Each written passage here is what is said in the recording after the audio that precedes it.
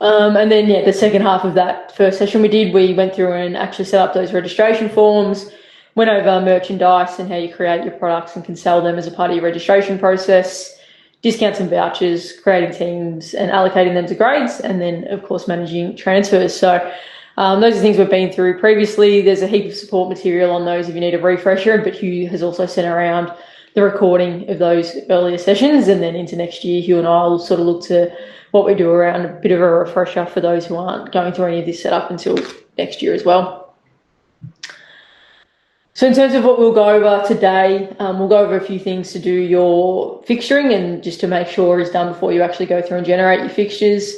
We'll put together a fixture and we'll show you how you can make that visible up to certain grades. Then we'll get into more of the game day type tasks, so actually entering, player lineups or teams for games, downloading game sheets, using the My Teams management access, which is on our participant portal, and we'll go through and e-score a game, and then we'll also do some post-game stat tasks. So I think most of you are going to use e-scoring, but if you're not, we'll go over how you can enter results through the admin portal or update any scores, how you would regrade teams, managing incidents, which are behavioural incidents like suspensions, and then also a few reports as well. So bits covering there, but yeah, we should get through it in a pretty good time, and we'll kick off.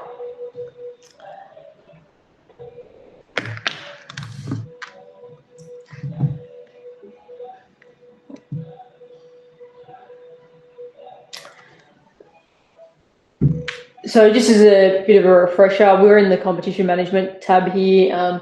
We'll use our UAT environment or our test environment here at PlayHQ, so don't feel like, we do run into sort of any errors or issues. It's just definitely not reflective of our live environment. There's often things going on in here. Sometimes it runs a little bit slower, but everything's working as it should. Last time we went through and we set up this competition, PlayHQ Domestic, so I'll use that one again today. But just a reminder for yourselves, you'll probably have, two competitions, senior and junior. You may even combine those into one depending on the setup of your association. So I'll just jump into there for you now. This one's got a few seasons already set up and active. We'll use the summer 21-22 today. And this is where you'll sort of, as we said last time, spend a fair bit of your time in terms of setting up your competition and then in season as well once it all takes place. So we'll spend a fair bit of time in this allocations tab today. We didn't do that last time, but just a bit of a reminder, all of your grades that you've created, they'll appear under this grades tab. What you'll start to see if you have opened up allocations to clubs is you may have teams starting appearing in there because clubs have allocated teams to grades, and you can of course move them around if you want to. You'll see very quickly how many teams have actually been allocated to those grades. I've created fixtures for these ones, so I can't add any new teams, but this one above, I haven't created a fixture for, and we'll go through and do that, so I can still actually allocate teams. And if clubs had allocated teams to that grade, I can still move them out of that grade. So if you decide, no, that's not the grade they belong in, they should be in under 10 boys too, you can just simply move them in and out of that grade. All the teams that have been entered as a part of this competition will appear here, whether they're sort of those direct entry teams or club teams. So you can see here, got the All-Stars under 10 boys. They haven't been allocated to a grade yet, but they're from the All-Stars club, compared with this Demons Monday Senior Women's team. They don't belong to a club. They've got 4 players registered, and I can see the registration date because that was a team that registered online. So you can do all of that. If you click on the team, you can see who's actually registered into that team as well. You'll start to see participants start to flow in. One thing that to note is that we may not have had last time is this age group badge. So you can actually set up age groups and the platform will automatically tell you what age group players sit in. They can still play up or down depending on obviously the rules at your association, but that's just a nice one to revisit to make sure that's set up for yourselves as well. The registration form. Sorry. Olivia from Willetton's trying to get in the call. Is there anyone waiting? Doesn't look like it, no. Doesn't look like it. That's all right. I'll go back to it. Cool, thank you. Allocations I'll touch on shortly. And then settings is where you can get back to sort of any general settings around the season and make any updates, including any exception dates that you might have forgot to put in for your fixture as well. So today we'll go through and create the fixture. So I'm just going to go back to our grades tab. As you can see, I've already created the fixture for these grades here because I've got this view fixture button. If I click on that, I can actually be taken through and see the fixture for this one. If there's any results entered, I'll see that appear here as well. But we'll go through, and for this grade, just as a refresher, I'll allocate the team so you know how to do that. So you've got your filters here. We'll allocate these 4 teams. And now, because I've got teams allocated to this particular grade, I can actually go through and generate the fixture. If, for example, this club team, you say no, they shouldn't be in that one, and the club's put them there, you just unallocate them, as easy as that. We'll generate that fixture. Choose the 29th of the 11th as our start date. You can enter the number of rounds. And the frequency is always weekly at the moment, but something we may add to it at a later date. You can include an additional bye per round. So for this particular competition, it's got 4 teams. So if we included this, we would have 2 byes included in that. So that's how you would allocate double byes if you wanted to. So if you had a grade where you needed to give 2 teams a bye per round, or you can just allocate it that way and the fixture will work that out for you. Finals format. So there's a number of preset finals formats that you can choose from this list. I'd say for most of your competitions, these formats would do the right thing. So you can just read how many teams are actually making the finals and then what that progression through is. If none of these sort of formats are suitable for you, you can actually have a custom finals format. So you can just say how many rounds of finals you'll have, and then when finals time comes, it'll generate that many rounds for you, and you can add the teams to those as you need to. Are you able to set, sorry, Jonathan, are you able to set that up at a later date? Or do you have to set the finals up at the start of the season? You can go back and change it if you need to. So if you're not sure, put in a format just to progress. So you've got the finals options, but yeah, you can come back later and add the finals. Cool.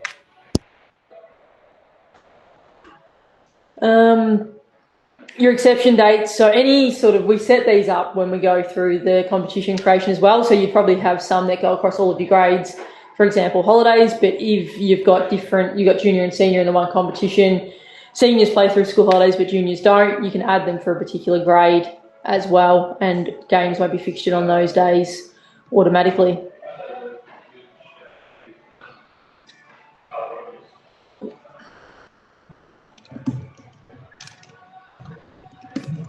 So you can add your reason for whatever that is and add those in. So basically once you've done that, you click on review fixture and it's now going to give you your season dates. So just a good way to double check that you've entered everything correctly. So round 1 starts on the 29th. Any of those exception dates that we put in will appear, but they appear in red just so we know that no games will be fixtured on those dates. Scroll down, you can see your finals as well, just to make sure, okay, yep, that's right, finals will finish on the 4th of April 2022, and then once that's done, you click on generate fixture, and then that'll basically create our fixture for us. So you can see here, I can go through and click on that. Obviously we created this for being in the past, so some of them are pending, but everything else is upcoming in there as well. If for whatever reason you sort of look at this and you go, no, that's not right, you can delete the fixture just by coming into settings, fixturing, and you can delete that. If you've got, you've created the fixture and then you need to add another team and no games have been played, you can just delete it and add it that way, and that's how you progress with that. Or you can, of course, edit the exception dates and redraw that fixture. This is how you would remove the finals fixture if you need to, and that's the exact same way you could add it into your question earlier once you remove that. Just go back to our grades list now. Just one thing on that is the visibility of the fixture. So in the grade general settings, you do have this down the bottom, all rounds, to select which rounds you want to show, all rounds or round 1 to a certain round. So if you only want to show sort of round by round on your on the public website, or you only want to show rounds 1 to 3 because that's your grading rounds, you can do that by just using this drop-down box, and then you can come back in later and update it if you want, and then that'll only publicly display those rounds. And similar for the scores and outcomes, so probably more common for junior grades. Excuse me, if you don't want to display the actual short scores and outcomes on the public website, you can just make that no. And that way you can still record them in the admin portal, and you'll be able to see ladders and things like that, but they won't show publicly on that portal. So we'll update that one. We'll go back to our grades. So you can see here that they're all visible. If you want to quickly change that visibility, so you've made it from round 1 to 12, but you actually want to change it to 3, you can do it really quickly by just clicking this visible toggle here and making the update without needing to go into every single setting that we just went into then. So what you would do from there is, once you've created all of those fixtures, you would then just start allocating your grades to courts and days, and we do that through the allocation screen. So you don't need to, the easiest way to do this is create all your fixtures at once. You can go in and update them later, like I'm going to do now. So if you go to allocations, what you'll see here is a week by week view. So we can see here in December, we've got 4 games that need allocating. We can click on view and we can actually allocate those games to whichever courts. And the courts are based on the venue that you've chosen and what you've set up. So if there's any reason that your venue doesn't have enough courts, you can touch base with Hugh and he can make that update for you. But you're just sort of choosing, okay, put this game on this court, and you can update changes. But of course, you're not going to want to do that week by week. So what you do is go to the game slots tab. And so you would do this at the start of the season. And what we'd be presented with here is every day and how many slots we have on each day. So as you can see, I've already allocated Tuesday and Saturday. So we'll click on view for that. You can see here that I've got them already done, but we'll go to Monday and same thing. So we can just say, okay, our under 10 boys going to play at 5 p.m. on court 1 and 2, and that'll fixture every game for the future. So you don't need to do week by week, and the fixture will try and balance that out as easy as it can across courts or across multiple time slots if we need it to. You can also update those on a list, so you do get a bit of a list view to say under 10 boys, this is where they're playing, this is the courts, this is the time, so you can update that from here if you want to. Back to my calendar. If you try and put, 2 games on a court at a time, it'll give you this sort of red box just to let you know that you've over allocated the courts, and you can move it back around just so it's easy to see.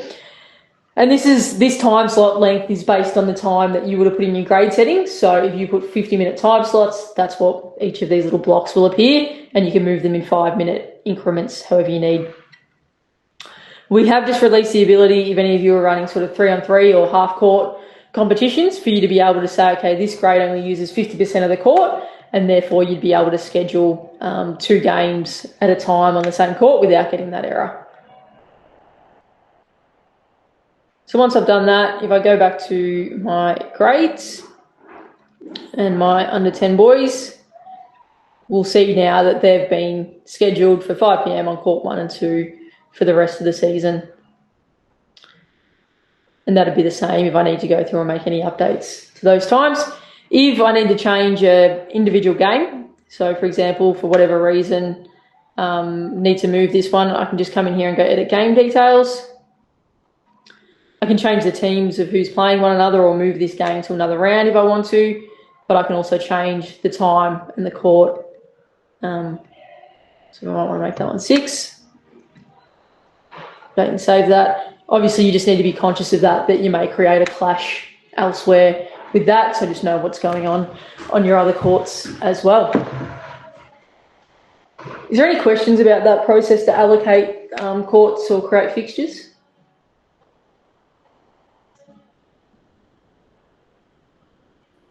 Just with the venue, with the court allocations, like before you generate the fixtures, if you need to reallocate those courts, do you just redraw the fixtures for the rest of the season and it'll update? Yeah, you won't need to redo the fixture do you mean if you have to make change, like you add a team or regrade or something like that? Yeah. Yeah, exactly. Sorry, yeah. So when I'll do regrading at the end, but essentially you're right. If that creates an extra game or game less, same thing. You just go back to that allocations screen and you can make the changes there. You can move those around and they'll update on the fixture as well.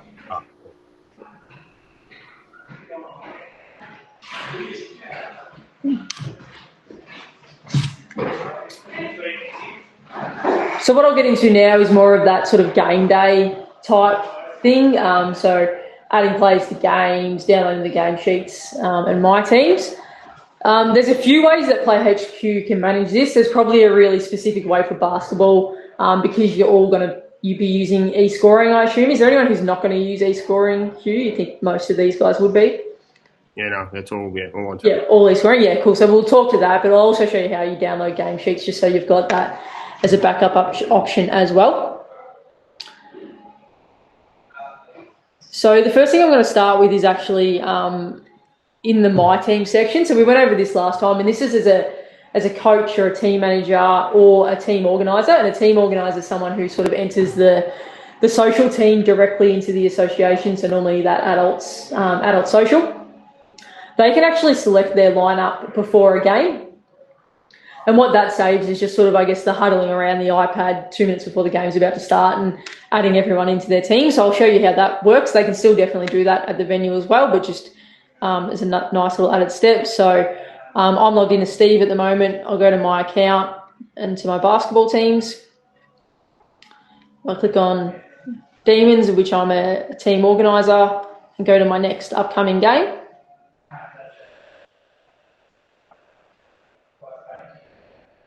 So because I'm a team organizer or a coach or a team manager, I've got this extra view here, which is the public view and the manage view. So I'm going to manage. And what I can do is actually select my team before the actual game starts. Oops, I've got player points on that one. Made some changes there. So I'll just update that. But essentially I'll be able to add players into the game and add them in, and then that will be reflected on the e-scoring, same with the coach, just to save a step before you do get to the venue. Just give me 2 seconds. I'm just going to update the settings on that one quickly. You just check the settings for that. Grade in e-scoring, just remove any player points or anything so we can e-score. I think you used that one yesterday, Ash. That might be the problem. Different game. So I think a different grade though. So it's just got some restrictions around genders and minimum players and things like that. What's the club? PlayHQ.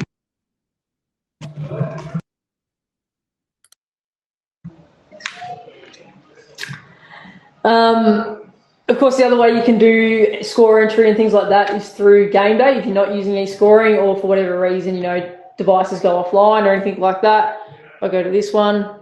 You can filter to a particular day and you can see all of the matches, all of the games that are taking place on that day. You can filter by the game status, so if it's complete, upcoming or pending, and you can also filter to a particular grade as well, and so only show me the grades for this day. Or if you're running across multiple venues as well. So if I go into this game on the 29th, so a game in the past, and I want to enter results and select the team lineup. So I've got the actual team sheet. What you can do is select players. So there's no players in this team, so I'll just click through that one and go to next. And then in the Demons, I can select the players, the coach, and I can then go through and enter stats for each of those players if I want to, and also the overall score.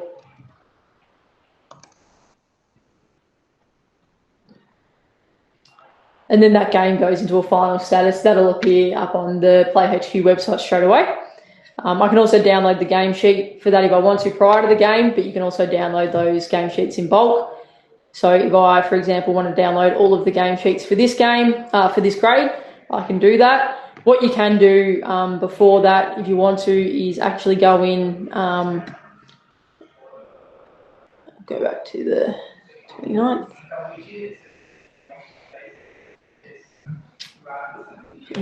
Sorry, I'll go to the 6th. If I want to select the teams beforehand, if I know that, you may not know that, obviously, you can actually make it so those players will automatically appear on the game sheet as well.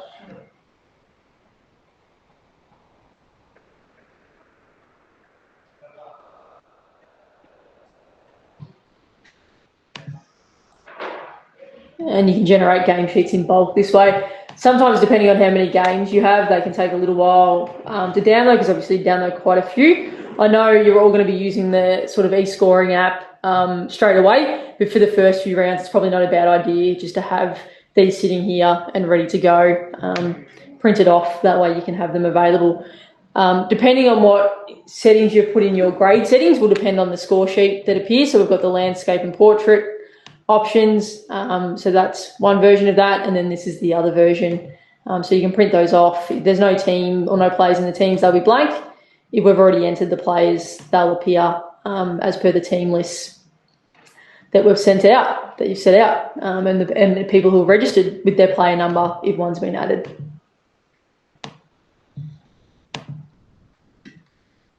All right, I'm going to jump into e-scoring unless there's any more questions on how to manage any of that.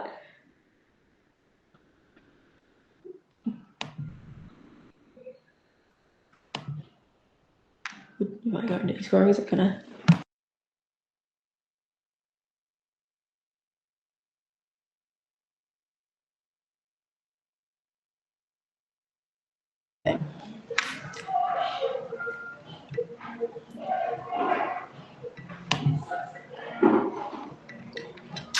So with our e-scoring, there's two options. You can have an app, which you actually download from the same URL. So you'll send around a link with the direct URL to this. And when we say app, it's not an app that you download from, the Apple Store or the Google Play Store. When you first go to that URL, you'll be presented to download the app. And what that means is it can just take up the whole screen. It's a lot easier for everyone to access. Or you can go directly to the URL on whatever device is being used as well, but obviously having the app sitting there is a lot easier for everyone to sort of reference.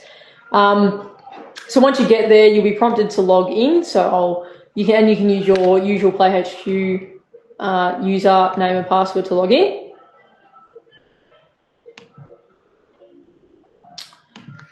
We've got what you'll choose here is the venue. So all of your recently selected venues will already appear there, but for the first time you come in, you'll just need to search for it. So I'll go to PlayHQ Stadium.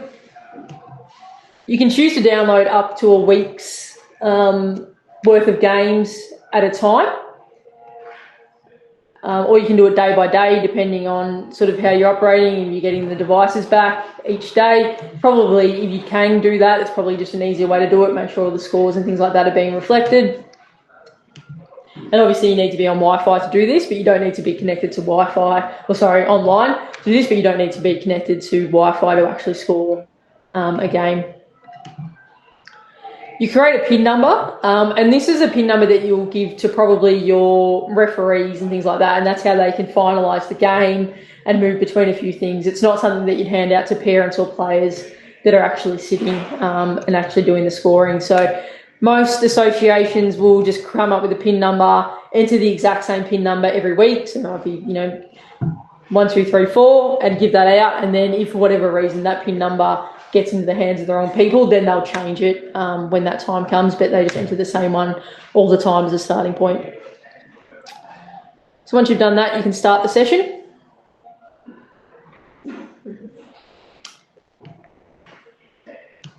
And you're then going to be presented with all of the games that are scheduled for the week. Up here, because I downloaded the week's worth of games, I can navigate between each day, and I can see there's no upcoming games on that court, and I've also got my courts there as well. Just jump down to next Monday. So I can see here that I've got 0 of 5 games completed, 0 published. If I go from court 1 to 2, I can see the different games there, and if any have completed, they would sit in here as well. You can also lock this screen. So what you might do is lock that screen, send it out to court 2, because that way nobody can, navigate between them. So to exit that, you would have to enter your PIN number, and I can get back to that view. So we'll start one of these games.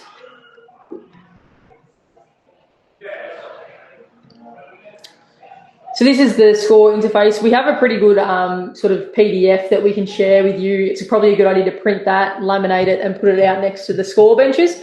That way parents and things like that know how to use it, but it's super easy to use. Most people can sit down and pick it up first time around quite easily. So because I didn't get to pick that lineup in that previous screen I was on, no players are appearing to actually play in this game, but they're really easy to add. I can just go through in here and set that. I've got the player points still on because we haven't refreshed it, but if that wasn't on, I could do that now. I won't add any players to this though, but you can just add them and then you can start allocating points to them as they appear on this list here. Along the top, you can end the game, forfeit, abandon, or reset. So for whatever reason, you can action that up here, but if the game gets abandoned before it actually starts, you can do that from here as well. To start the clock, obviously you've got the start button here, and you can also edit that at any point. Pause that, and then if you need to change the amount of time on the clock as well. You can see here we've got this little live status. So what that actually means is I can actually live score this game. Because I'm connected to Wi-Fi, anything that's entered on this device is going to go straight through onto our website and people can follow from wherever they are. But to allocate points and fouls and things like that is very easy. So if we had our player list down here, we could just add our to each player, we'd put in a 3 and choose the player that scored the 3-pointer, and that would be reflected in their score as well as in the team score up there as well. And then you can keep going through and allocating the points through to that one. If you can end the period this way, so obviously that clock will count down to 0, but if we need to end it early, we can edit that there. And then I'll just quickly show you what that's looking like on the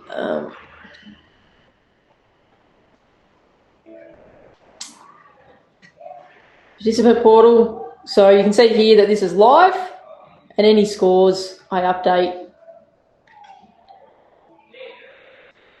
here is automatically updating on that participant portal, and that's reflective anywhere this game appears on our participant portal. So you can see how quick that is and how easy it is. So a nice way for people to follow along at home. Obviously, live scoring is reliant on you being connected to Wi-Fi, but it is good. All of your timeouts and team fouls and things like that appear on here as well. You can add timeouts, and then what we'll do is, one more thing is the event log. So if, for example, that foul was incorrect, you can just come and delete that out, and that's how you can update that and make sure it's reflective. Once you end the game, you can confirm that you want to end that game early, and we can see here Demons won by 2 points, and you can submit that. It does require the PIN number for you to submit the game, so anyone who's just scoring the game can't go, oh, yep, that's it, submit it. It needs the ref to sort of sign off on that by entering their PIN before they finish.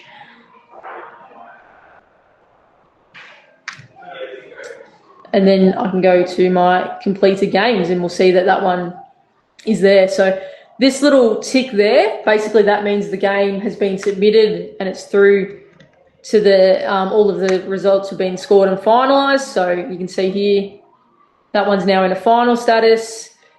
The score's been recorded. If I had player stats, they would all appear on this page as well, and all of the ladders and everything have been reflected. So you can see how quickly that does work. If you don't have Wi-Fi at your venue, what you would do with the devices at the end of each night, bring them back in, connect them to Wi-Fi. These would have a blue dot on them. Once you connect it to Wi-Fi, those results will automatically flow through to the participant portal, to your admin portal and everything like that, and you can make the relevant changes that way. The updates will be made that way. Hey, shall I just jump in again? Just for everyone to keep in mind, so in terms of the end session on the left-hand side to just make sure before clicking that all games have been like synced through, essentially, like ending sessions sort of, if games aren't confirmed, like it'll wipe those games. So just keep that in mind. That makes sure where Ash's mouse is right now, like where those games say confirmed or published, are completed. Yeah, just make sure they're all like in the completed tab. Just make sure they're all synced through before ending the session. Just something to keep in mind. Just going to see if I can find a. Hugh, can you get back in if somebody ends session without checking everything's done? You can get back in, but I believe that's when the games might be wiped, if that's accurate, Ash. Yeah, that's right. Once you you can get back in, but then once you reload it, it's important that you can't get back into that particular game once it's complete and finalised. You can make edits in the admin portal if you need to, but you won't be able to get on from another device to that game, if that makes sense. So if something happens and it drops out during the game, that's why it's always good to have the paper scoring. And we do have an update to address that coming in the next few weeks. So, like for us, quite often our games managers tend to leave one off or something like that. So if they leave one off, we can still add it through the admin portal. That we can't just go back in and confirm it as normal. So when you say when they leave one off, do you mean they leave one off in terms of? So like when they complete the sync at the end of the day, one quite often on like a list of 11 games, one doesn't automatically sync through, and it's normally the one at the bottom, so they have to scroll down to find it. So they don't see the red failed sync button. Yeah, so you won't have to you don't have to go through game by game and sync them.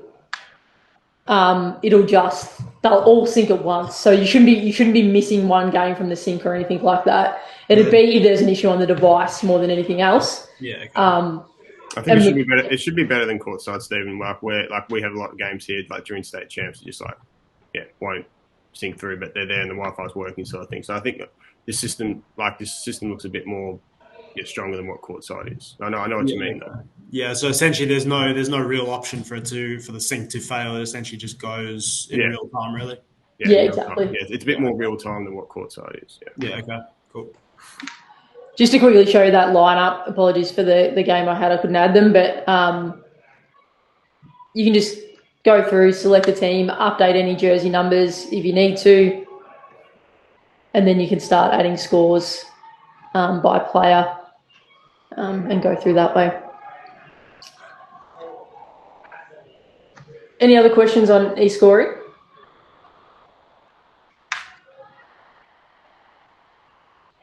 Cool. Yeah, it's Brian here from Warwick. I've got one question. In game day, you have a grid where you can see the whole evening's games at once, and you can move a game around from one court to another. Is that capability in PlayHQ? Yeah, so you don't do that through e-scoring. You do that in the view that I showed you earlier on the allocations page. You can see the whole night's games. Yep. On one page. Let me just jump back there for you. I think it's pretty similar to what we know now, Brian. So it should be, it's a similar sort of like fixture grid. Okay. Yeah. So this is the one you're after, and you can save that to a PDF with the times if you need to. Obviously, I need to play with my settings to sort of get that onto one page, but that's sort of how that would look, Brian. Yep, great. Thanks. No worries. All right, I'll jump out of e-scoring.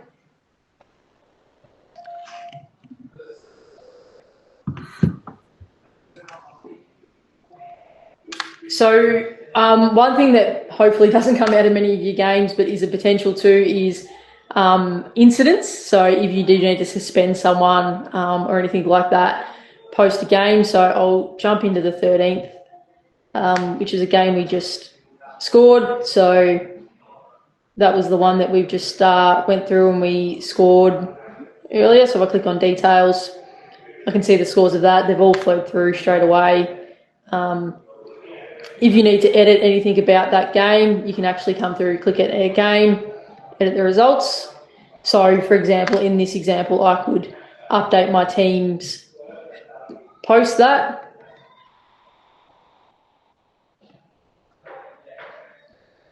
And then I can go through and add any stats if I needed to, or update the score. The other thing I can do from here is log an incident. So I'll just save that.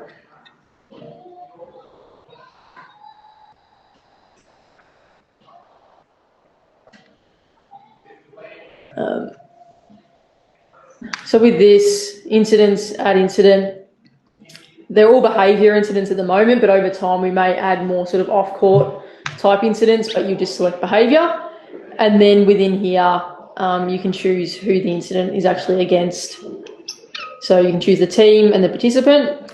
With the offences, Hugh set this up just to have reportable offence tribunal, so just the one, just because it's a lot easier to apply suspensions this way. And then in the notes, you can actually list the specific charges that the player may be up against.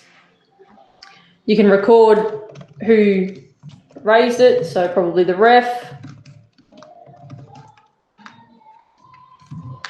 And then you can create the incident that way. So that'll sort of log the incident. So it might be something that's done, at the venue, just so people know that it's there, or the next day. And then once the tribunal actually comes around, what you can do is if I go to done in game day, again, I can go to incidents,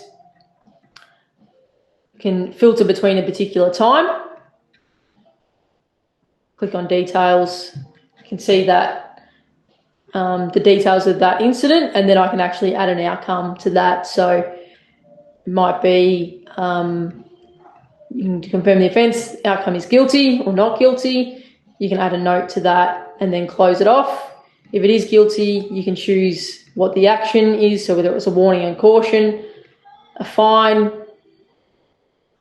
or a suspension. You can just sort of flag that that's a standard set suspension, or you can put in, and then you can also put in the number of weeks.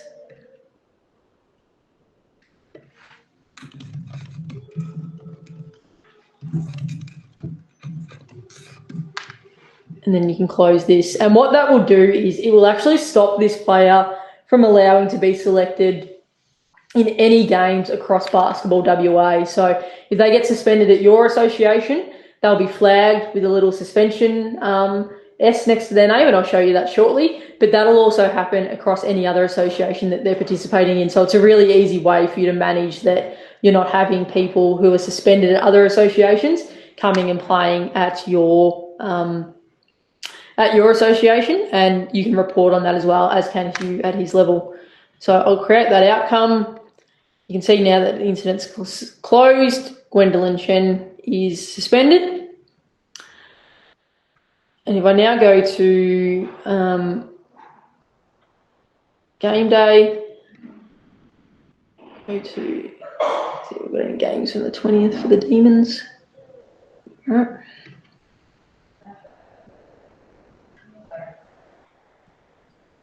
You can see here, Gwendolyn actually has that S on their name. Obviously, this is a game that's already been played, so that's why they're coming up, and they were suspended during that period. But if I edit that line up, I actually can't add that player because they're currently suspended. So that'll be the same on the e-scoring app or from my teams. You won't be able to add them anywhere across the platform for the length of their suspension. I know Hugh, one that came up yesterday was sort of the in-house tribunal process versus the BWA tribunal process. It's probably more for just those BWA tribunal systems because, as we said, they do get suspended across the entire platform. If you then go to search for that player, so in the participant section, you can see very quickly that they're suspended.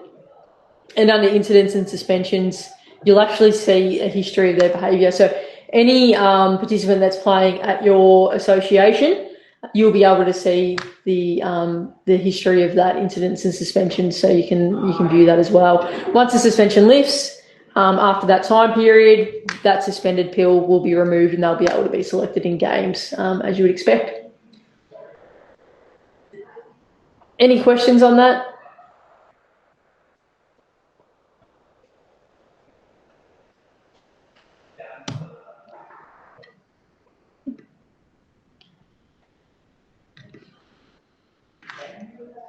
All right, I'm going to get into sort of regrading now. And just to give you an overview of how regrading works, you can move teams really easily between grades when the time comes. So if you sort of play 3 or 4 rounds of grading, like a lot of them do, it's quite easy to do. You can regrade at any stage throughout the season as well, not just during that time. If you're just moving, say, one team, swapping a team out of A grade and B grade, those teams will just essentially replace each other in the draw. So you don't need to refixture the grade or anything like that. It'll just say, okay, team A is taking the spot of team B and team B is taking the spot of team A, and any time they're meant to play, that's how that will work. If you're moving you might move 2 teams up and 1 team down, obviously then the draw would have been impacted and you'll need to refixture those grades. And I think it was Wanneroo or someone who asked this question earlier around refixturing. So at that point, you would have to go through and actually redo the fixture for that grade and then potentially allocate the additional games that have been created, if any have. Is there a capability to select which go from, like, we put in that or court side here? Sorry, can you just repeat that one? It was very quiet. Okay.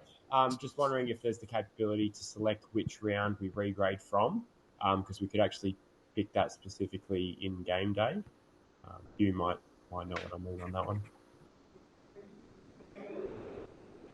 Yeah, so when you're regrading at a certain point, and then from then onwards, sort of.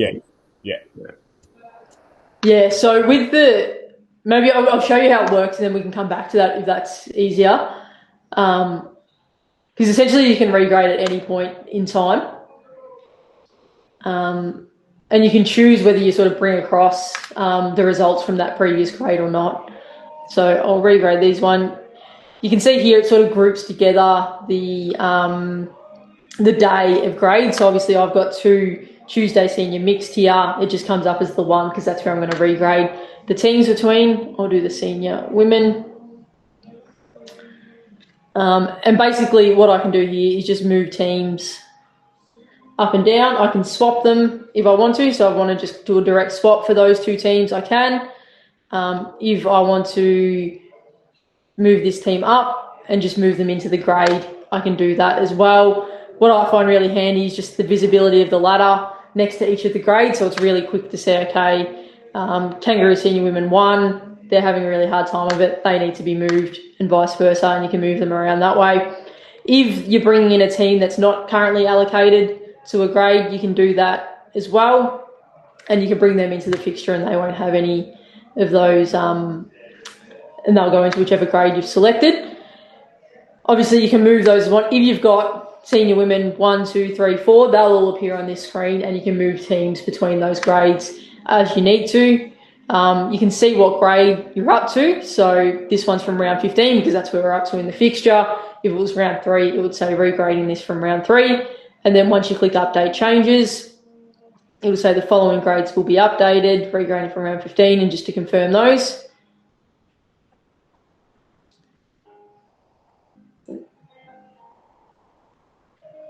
Sorry, I've got to choose a different one. There's too many results and things like that in that one, I think.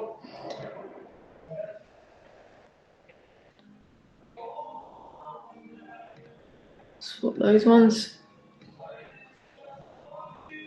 You can see there, so that was done, and because it was a direct swap, I don't need to redo the fixture or anything like that for those ones. They'll just take each other's place in the draw. And as I said, you can decide at the moment if you want to bring across all of their results, or if you only want to acknowledge the results in that grade. So essentially they come across in round 3. You can say, no, they're starting from scratch. What we will have coming sort of into next year is the ability to bring across their points or just their for and against and that sort of stuff. So a bit more flexibility in that. Sorry, just to come back to that question before, I'm not sure if that answered it in terms of when you can do the regrading. Yeah, I think it's all good. Yeah. Any other questions on that regrading process? I think from my point of view, it's a lot easier than what I've seen in the past. Like a lot of people are saying that this is saving them quite a bit of time, so hopefully you find the same. Ash, I've got a question. So when you regrade, does it automatically go from essentially that point in the season, or can you choose to say like equalize your fixtures to avoid, teams playing the same teams they've played in previous rounds? It should try and balance out the draw as much as possible. If it's a direct swap, it'll be fine. Like they won't play them again. If you redo the fixture, I'll find out what happens to that template. If it sort of still starts from that round, or if it goes back, and I'll pass that on to Hugh. Yeah, that's perfect. Because I know with Sports TG at the moment, you can essentially choose to redraw it off the template, or you can just equalize. I mean, the equalizer is not great, so it tries to avoid those essentially repeats within kind of 2 or 3 rounds. Yeah. Even Easter, talking about if like multiple teams are regraded, so they don't play each other again, kind of thing. Yeah, exactly. Yeah, so they've sort of, you play Team Blue in round 3, and then you regrade. You don't want to play them again in round 4, sort of thing, because you've done the draw again. Yeah, that's one of it. Yep. And does it work the same way in terms of, are the teams given numbers that match to a template? Like how does the fixture template itself work? Yeah, it's automatic, so you don't have to go through and give each team a seed. But what we can do is give you those templates so you can see what they look like. That'd be perfect. Yeah, just so we get quite a few requests from teams, they want to buy in the first week or something because they've got teams away for school reasons or whatever. So I'm just trying to figure out how that would work. Yep. Yeah, cool. Well, I'll pass those templates on to Hugh, and he can share them out. I think I have seen Ash, like you can like reseed. You can do it. I think I have seen that as well, can't you? In terms of moving a team into a particular, you can sort of manipulate it so they do go in it, but it's not like in previous ones where you say this team is seed 1, this team is seed 2. Yeah. Okay. Perfect. We do have a fixture upload thing as well, so you can sort of upload your own fixture. It's got a few. It's pretty complex, and it takes away the ability to regrade easier and things like that. But if for whatever reason you need to use that, we can help you with that. But encourage you to sort of look at the regular fixture template as much as you can first, and use that because it's obviously so much easier to just go through that sort of wizard step that we went through compared to using the import template. Because I'm not going to touch on that today because, as I said, it is pretty complex and more used for home and away type competitions where they're trying to schedule games at clubs at the same places at the same times and all that sort of stuff.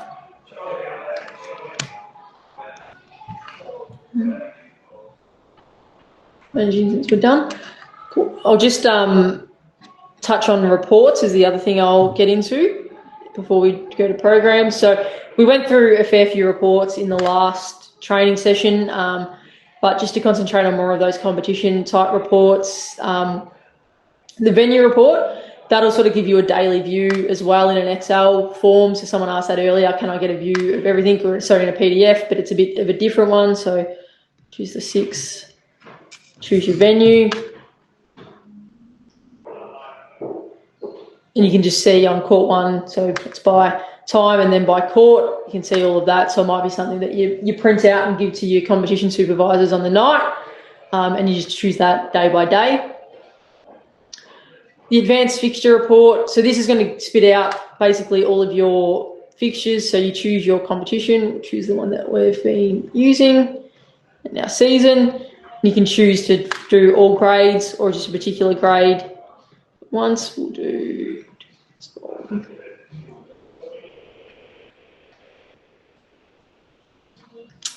because that one's a bit bigger, it'll go to our generated report section.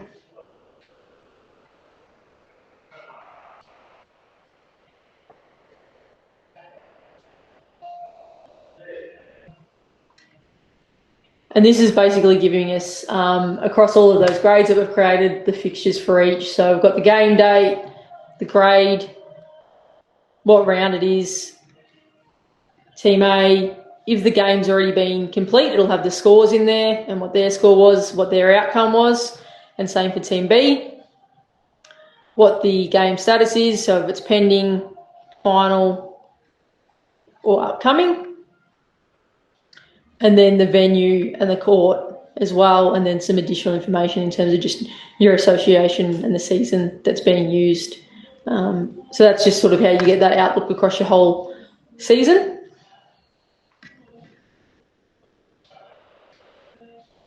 The team entries report, this will show you all of those teams that have been entered in a report form, but also give you their key contacts as well.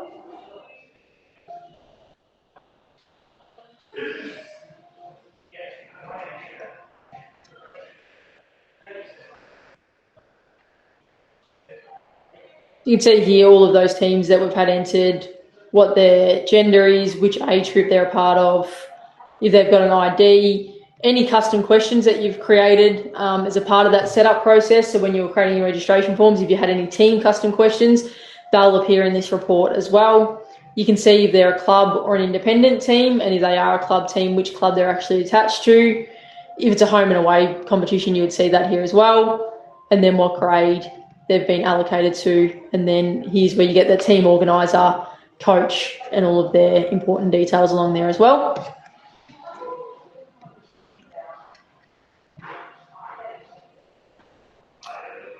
The participation report we covered last time, but that's where you're going to get a list of all of your participants and all of their key details.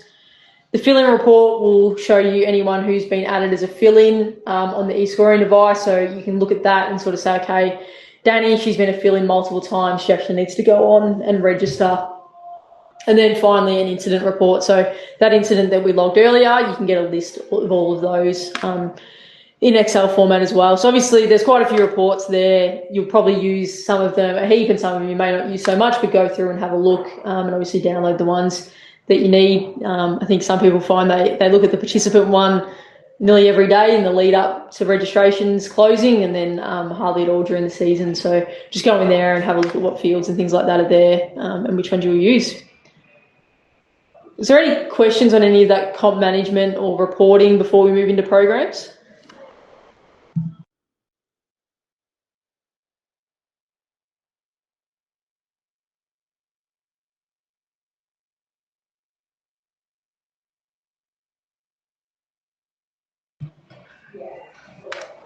Cool. I will jump into our programs module. So programs can be used for a range of different things. It might be tryouts, holiday camps, trivia nights, sort of anything that's, I guess, an event or something like that at your association. Clubs also have the ability to create and manage their own programs as well. And just on the programs, we've got two concepts, I guess, of programs in PlayHQ. One is a shared program, and one is a local program. So a local program is something that you as the association are completely control of, and probably at the moment anyway, the only programs that you'll use. But just so you are aware, there is also the ability of a shared program, which I know Hugh was thinking about using for potentially ref courses and things like that. And that's basically a program that Basketball WA would create and share down to you, and that would automatically appear in your program space. So this is an example of a shared program. You can see it's got this participating badge on there. And what that means is Basketball WA can control things like the registration dates, and they can add a fee and things like that to that particular program, compared with a local program, which is completely controlled and managed by you. So it's probably going to be, holiday camps, tryouts and things like that. So we'll go through and create one of those now. You'll notice that the setup of the registration forms and things like that is very similar to what you would have seen in the competition space. So this one, we'll call it holiday program. Camp.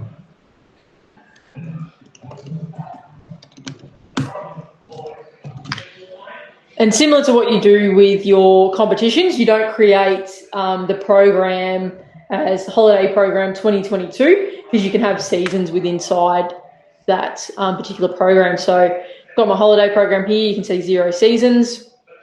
If I click on that, I go to settings, I can update the name and the description if I want to, and then back to seasons is where I actually create the season. So create this one for Term 1 2022. The start date, it's the 19th of Jan. Make this only go for a day, but obviously you can have it go for multiple days as well. And then I'll add that season to that. and that can be displayed there as upcoming.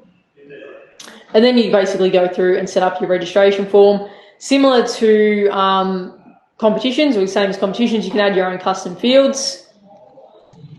So it might be, how did you hear us?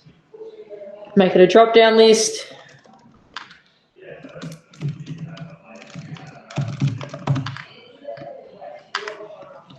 Other, we'll make this one mandatory, and we only want to display it to players. And then we might add another one, details. We'll make this conditional. We'll say if they selected other, we'll ask them to provide details in a text box. So they'll only have to answer this question if they actually say other in the how did they hear about us, so same as competitions. So we've added those custom fields, and now we can actually set up our registration form.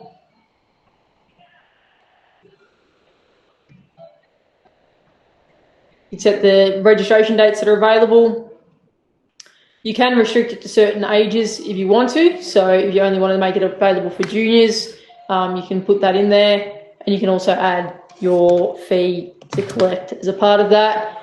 You can charge different amounts based on the player's age if you like, and to do that you just say their age based at this time, and then you just put in their age, and you can also do the same by gender as well. Those custom fields that we just set up are here, and you can also sell merchandise through programs as well. So those same merchandise products we set up during the competition sessions earlier, we can also add those into the program's registration process, and you can make them mandatory if you want to as well. You can add some additional information about pricing, and then any other additional information in here as well, and you can have them accept your terms and conditions as well. The registration visibility, so if this is sort of like a hidden program, you don't want anyone from the public to just join it, you can make it hidden and just share them the direct URL. Or if you want it to appear on the playhq.com.au website, you would make that visible and save that.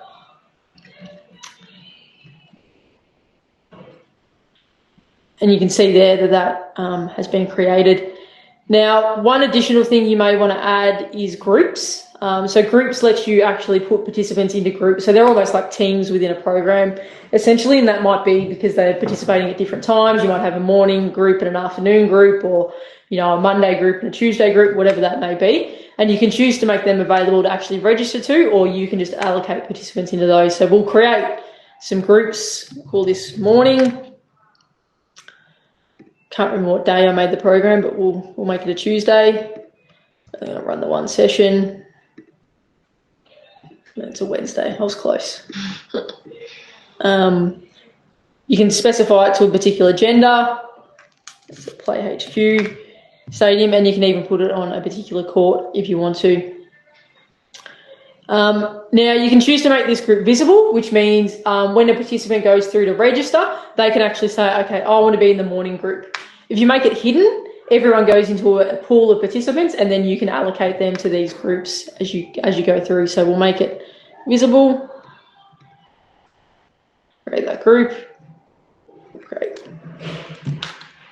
Okay.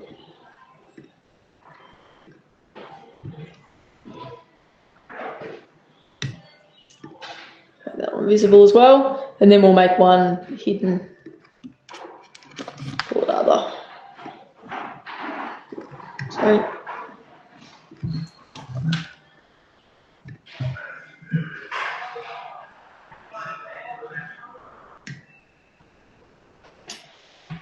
and we'll leave that one as hidden there. So basically now, if I go through and register for this program, so click on that link. All that information we set up is going to appear here. So those groups that I've created, I've got my Arvo and my morning one because I've entered the information for them, but that other doesn't show because I left it as hidden. The pricing information would appear here and the additional info, so you can put in those blurbs. I've already registered, so I can register myself for this program or any of my dependents. I'll just register someone who's already there.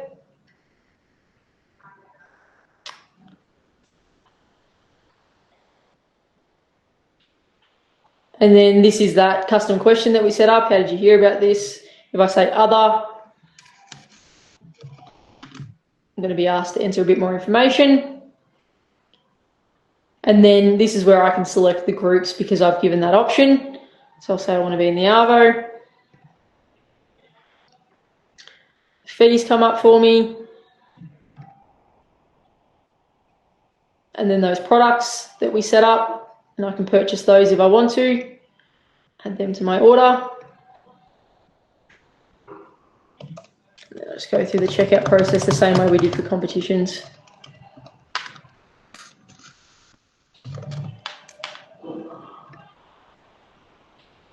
With the government vouchers, you can turn these on for competitions and programs, or just competitions or just programs if you want. So I know different states have different rules around when you can use those vouchers. So if you can't use them for programs at your association, you can just turn that off for programs in your profile, but they can remain on for competitions if you want to. Ash, can they be turned on for individual programs? Not at the moment, but it is something we're looking to buy sort of format. So you'd be able to sort of say turn them on for camps, but not on for this. But at the moment, it's sort of just a generic one. Yeah, okay.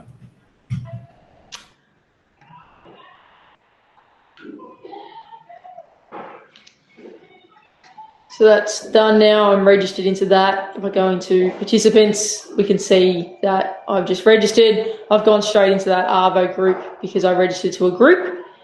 If I click into this one, I can see all of my playing history at this association. You can see the holiday camp one. Those custom fields that I had there appear there as well. Back to programs. If I want to move or change anyone, I can unallocate them from that group, and I can allocate them this way as well in the exact same way. It looks very similar to the teams allocation, so you can move participants between groups essentially that way. And then your reports, you can always run a report on everyone who's registered to your program as well. Any questions on groups or how you might create or use them? Yeah, I got one just in terms of pricing. In the registration form there, obviously you can only set one price. Is there a way to change the price based on what group they select? Like, for example, we have like our holiday camp in January. We allow them to register by day. So we'll have a group for Monday, Tuesday, Wednesday, Thursday, Friday, and then a discounted price if they select for the whole week. Yep. Not at the moment. There's probably a few ways you can use it still in terms of using the products and the merchandise, or giving out discount codes where it's sort of appropriate. But yeah, there's plenty of holiday programs in particular that sort of use the merchandise and products to sort of build it out. So they just pay like $50 and then choose which product they want. So just like set up each day as a product. Yeah, yep, exactly, yep. And sort of, they go through and tick them off or mark them. Right, no worries. Ash, can I just find out, on the forms, I think I asked you about this a couple of weeks back, on the forms, can you set a certain number of people that can register through the form? No, unfortunately at the moment we don't have caps for programs, so you sort of need to monitor them and turn them on and off based on the registrations, but it's definitely something we want to look at. I know Hugh has passed that feedback through to us as well as something that's important for associations in WA in particular, so it's something we'll look at. I just don't have a time frame on it at the moment. Okay. And the other one was, can you set age groups on the forms? As in different prices for different age groups? No, so like say like if we've got a couple of programs that we run and we've had issues in the past through game day where people outside of the age range of the program are getting on and registering and then coming into the program. Yep. So we just wanted to know, like, if we set a registration essentially for a program, can we set it so that only people essentially born between a certain range can access the form? Yeah, exactly. So you just use this age limit setting. You'll turn that on, calculate age at whatever day, and then you age from and to, essentially. So if you put 31st of December Yeah, that's perfect. 0 to 12, then only, under 12s only would be able to register. Ash, I believe like those settings, they're like hard as well, like they're hard sort of caps where, like as Stephen was saying in game day, like they just go through and don't pay anything, but then they think they've done it. Here, it's like they won't be able to register. Is that correct? Like if they don't That's right. Yeah, it'll give them an error essentially. I think it sort of says you don't meet the age requirements or something like that, or contact your association. I can't remember what the exact error is, but along those lines. And that can be done like per individual program? Yeah, exactly. Yeah. Yep. So each one you create can have a different age limit. Yeah, that's perfect.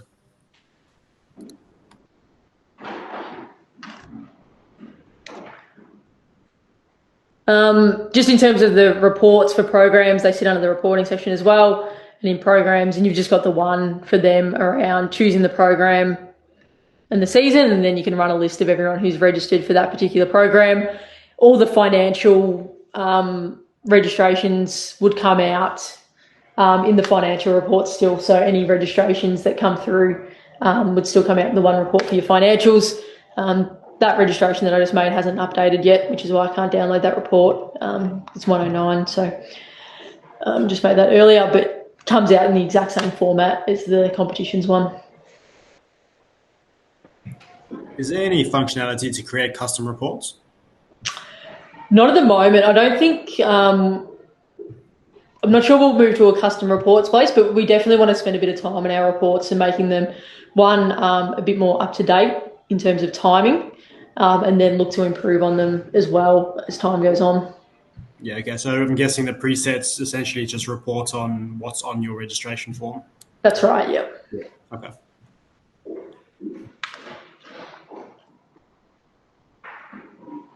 That's sort of everything we wanted to cover, but if anyone has any questions or wants us to stay on to talk about any of the other setup that they've done, we're happy to. If not, Hugh, I don't think there's anything else that we wanted to cover or you wanted to call out.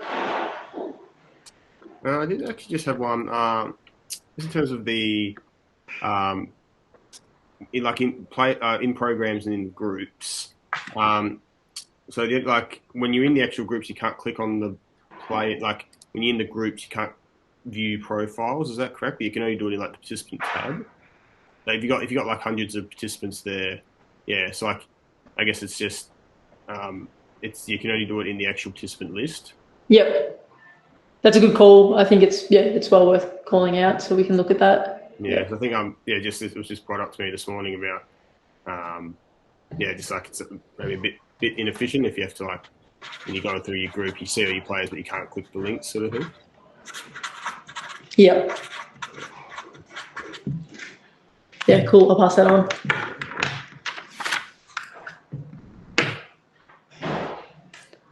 Other than that, it's good run through there, Ash. Appreciate that.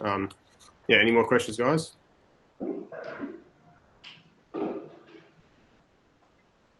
Looks good. All right. Well, thank you everyone for joining us again. Really appreciate everyone's time and good luck setting everything up. Hopefully we chat again in the new year.